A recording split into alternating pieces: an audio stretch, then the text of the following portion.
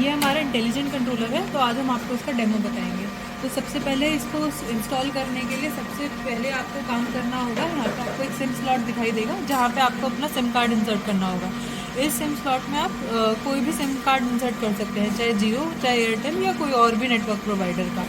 उसके बाद आपको इस में 2 एंटीना दिखाई देंगे, तो आपको ये दोनों एंटीना इस ग्रोमेट से, यहाँ पे आपको एक ग्रोमेट दिखाई देगा इंक्लोजर में, उससे आप बाहर निकालेंगे और ऐसी जगह रख देंगे जहाँ से आपको नेटवर्क मिलने शुरू होंगे।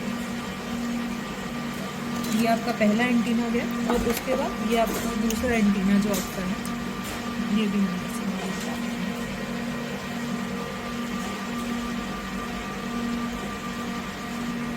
आप उसके बाद हम यहाँ पे नहीं इनपुट के इधर MCB से हम इनपुट के कनेक्शन देंगे सप्लाई के, और यहाँ पे हम अपने मोटर के कनेक्शन देंगे आउटपुट के लिए। उसके बाद हम इस डोर को बंद कर देंगे और अपना कंट्रोलर को हम इसके बाहर से यहाँ से हम इसको चला पाएंगे। अब हम बात करते हैं इस कंट्रोलर को ऑन। अब हम इसको पूरे को ऑन करेंगे, तो सबसे पहले हम अपनी MCB को ऑन करते हैं। जब हम अपनी MCB ऑन करेंगे तो हमारे यहाँ पे आप LEDs देख पा रहे होंगे, तो काफ़ी सारी LEDs हैं, तो उनमें से LEDs ग्लो करना शुरू करेंगी। तो सबसे पहले हमारी RYB LED ग्लो कर रही होगी। इसका मतलब है कि हमारी जो RYB फेज है वो आ रहा है। उसके बाद आप देख पा रहे होंगे हेल्दी LED भी ग्लो कर रही है। इस हेल्दी LED का मतलब है कि आपका जो सिस्टम है वो सही से काम कर रहा है और इसमें कोई फॉल्ट नहीं आ रहा है। उसके बाद आपने सिम लगाया है तो हमारा जो 4G और GSM वाली LED है वो ग्लो करना शुरू कर देगी। अब आप चेक करना चाहेंगे कि हमने अपना सिम सही लगाया है या गलत लगाया है, तो उस केस में हमारी जो GSM वाली LED है वो ब्लिंक करना शुरू कर देगी और उसके बाद हमारी जो GPRS और सर्वर वाली LED है वो ग्लो करना शुरू कर देगी। अब आप देख पा रहे होंगे कि हमारी GPRS और सर्वर की LED ग्लो करना शुरू कर चुकी है। उसके बाद हम अपने इस कंट्रोलर को 2 मोड में चला सकते हैं, ऑटो और मैनुअल मोड में।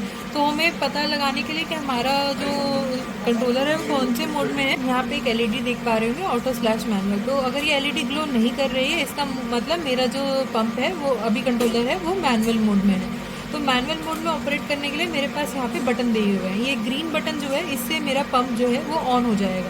तो जैसे ही मैं ये ग्रीन बटन प्रेस करूँगी, मेरा जो स्टार डेटा वाला टाइमर है वो टाइमर LED ग्लो करने लगेगी और मेरा पंप वहाँ पे जैसे ही टाइमर ख़त्म होगा मेरा वो पंप LED। और उसके बाद अगर हम इसको ऑफ़ करना है तो हम यहाँ पे एक ये रेड बटन दे रखा है, इसको जब हम प्रेस करेंगे तो हमारा पंप ऑफ हो जाएगा। और आप ये LCD पे भी देख पा रहे होंगे कि हमारा पंप ऑफ आ रहा था। उसके बाद एक चीज़ है, अगर आपको इस कंट्रोलर की पैरामीटर्स सेटिंग चेंज करनी है या चेक करनी है कि मेरा ये जो कंट्रोलर है ये कितनी सेटिंग्स पे है, तो यहाँ पे आपको 2 बटन दिख रहे होंगे, ऑटो और मैनुअल वाले बटन। तो जब आपको पैरामीटर की सेटिंग की डिटेल में जाना है, चेंज करने की डिटेल में, तो आपको ये दोनों बटन एक साथ 2 सेकंड के लिए प्रेस करने होंगे। तो जैसे ही आप ये 2 सेकंड के लिए प्रेस करेंगे तो ये आपकी पासवर्ड वाली स्क्रीन आ जाएगी। तो जैसे ही आप इसमें पासवर्ड डालेंगे, पासवर्ड में प्लस माइनस करने के लिए आपको ये ऑटो वाला जो बटन है, ये प्लस वाला बटन है, यही दबाना होगा। तो जैसे ही, और अगर उसके बाद नेक्स्ट डिजिट पे जाना है तो मैनुअल ये माइनस वाली LED से, माइनस वाले बटन से आप दूसरे नंबर पे जाएंगे, फिर तीसरे नंबर पे जाएंगे और फिर चौथे नंबर पे जाएंगे। जब आपका पासवर्ड हो जाएगा तो यहाँ पे एक आपको एंटर बटन दिखाई देगा।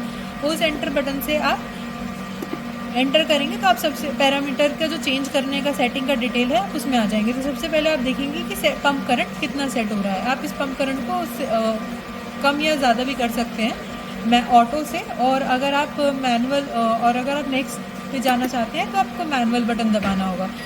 एस्केप आपको तब दबाना होगा जब अगर आप चेंज करेंगे और आप वैल्यू को उसको सेव करना चाहते हैं। तो अगर मैं नेक्स्ट उसमें जाती हूँ ओवरलोड वाली में, तो अगर मुझे ओवरलोड कम उसके बाद हम इसमें ड्राई रन सेट कर सकते हैं, करंट अनबैलेंस सेट कर सकते हैं, हाई वोल्टेज सेट कर सकते हैं। मैं इसमें हाई वोल्टेज कम या ज़्यादा भी कर सकती हूँ प्लस या माइनस बटन से। तो आप देख पा रहे होंगे मैं हाई वोल्टेज चेंज करके भी कर पा रही हूँ ये। उसके बाद low voltage, power on time, star delta time और मोटर मोड है। तो ये सारी सेटिंग्स आप इस कंट्रोलर से प्लस माइनस बटन और ये चारों बटन्स की हेल्प से आप चेंज कर सकते हैं। जब आप अपनी सारी सेटिंग्स चेंज कर लेंगे उसके बाद यहाँ पे एक एंटर बटन है, इस एंटर बटन को दबा के आप मेन स्क्रीन में वापस आ जाएंगे। तो आप देखेंगे जो आपकी LCD है उसमें आपके सारे पैरामीटर्स कंटिन्यूसली आ रहे होंगे। उसके बाद अगर आपको इसको ऑटो मोड में चालू करना है तो ऑटो मोड में करने के लिए आप सबसे पहले ऑटो बटन दबाएंगे। तो आप उसके बाद देखेंगे कि आपकी जो LED है वो ग्लो कर, ऑटो और मैनुअल वाली LED वो ग्लो करने लगी है। उससे अब आपका पंप जो है वो ऑटो मोड में चला गया है। अब आप अगर आपने जैसे ही आपने ऑटो LED ऑन करी, अब आप मैनुअली इसको ऑन ऑफ नहीं कर पाएंगे, आपको बार बार दिखाएगा कि आपका मोड ऑटो है। अगर आपको कोई भी फॉल्ट रीसेट करना है तो आप ये रेड बटन के उससे मैनुअली अगर फॉल्ट रीसेट करना है तो आप उससे कर पाएंगे, जो आपको दिखाने लगेगा रीसेट ऑल फॉल्ट। तो सबसे पहले आपको अपना नंबर जो इस कंट्रोलर के अंदर सिम है उसमें रजिस्टर करना होगा। उसके लिए आपकी SMS कमांड्स होती हैं, वो आप इंस्ट्रक्शन मैनुअल जो इसके कंट्रोलर के साथ आपको मिली है उसमें भी देख सकते हैं। बाकी अभी आपको करना है तो सबसे पहले हम कर रहे हैं इसमें अपना नंबर रजिस्टर नंबर। तो जैसे ही हम ये कमांड भेजेंगे वैसे ही हमारे पास एक मैसेज आ जाएगा कि SMS 1 चेंज बाय SMS। तो मेरा जो नंबर है वो अब इस कंट्रोलर में जो सिम है उसके साथ रजिस्टर हो गया है। उसके बाद मैं चाहती हूँ कि मुझे सारे SMS रिसीव हों, तो मैं एक और कमांड है वो भेज देती हूँ।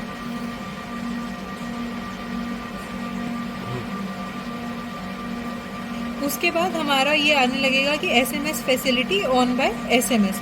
तो उसके बाद मेरे को अपना पंप ऑन करना है, तो मैं ऑन वाली कमांड भेजूंगी। जैसे ही मैं ऑन भेजूंगी वैसे ही मेरा पंप चालू हो जाएगा।